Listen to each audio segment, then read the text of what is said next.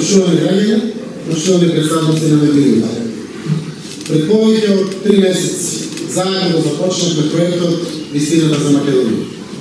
Со единствена цел да вратиме слободата, демократијата, правдата и европските вредности во Македонија. Оставките на Гордана Јакуловска, Сашо Јалков, Билјана Киевски само го потврдија она што е јасно за целата јавност во Македонија. Дека ова што го презентираме е вистина една и единствена. Се што зборувавме се потврди со овие оставки. Дека власта во заменување прислушувала, дека содржината на аудиоснимките целосно го потврдува криминалот, корупцијата и незаконското владење на Никола Груевски и неговите најблиски пријатели. Не е време за триумфализм. Оставки на дел од најблиските соработници на Никола Груевски не се крајната цел. Враќањето на слободата и демократијата е нашата водилка.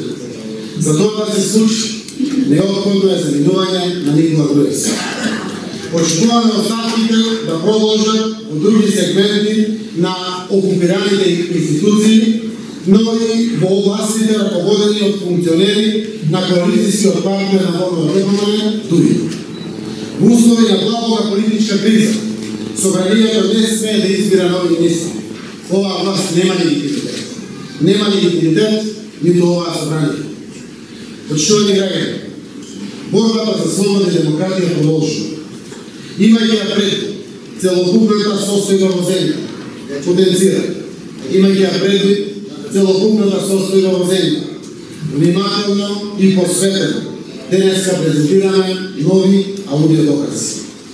Денеска јавноста ќе слушне за тоа како функционирала полицијата помеѓу Воно Репомане и ДУИ во делот на меѓусебната заштита и покривање на незаконското однесување.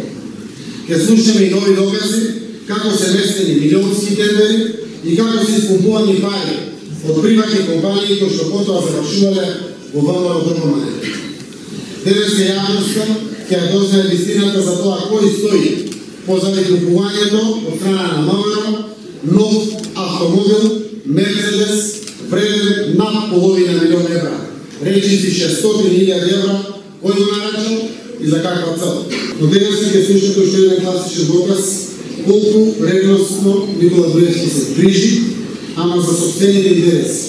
Никола Груевски си нарачал луксузно возило марка Мерцедес, што граѓаните на Македонија го платиле речиси 600.000 евра.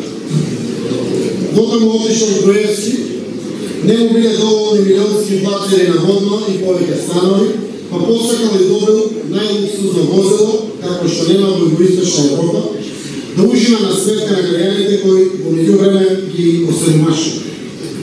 Во првиот разговор од овој сет ќе слушнете како Никола Груевски лично од проспекти си го нарачува Мерцедесот кај Гордана Јакуловска и дава налог да започне поставка за набавка преку МВР.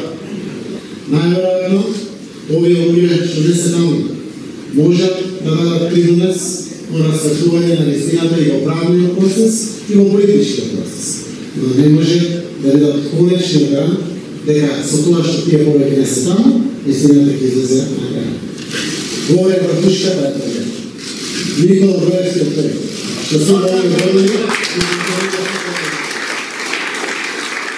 само се заменување на оваа власт на чело со Никола Груевски може да се вратат работите во нормала.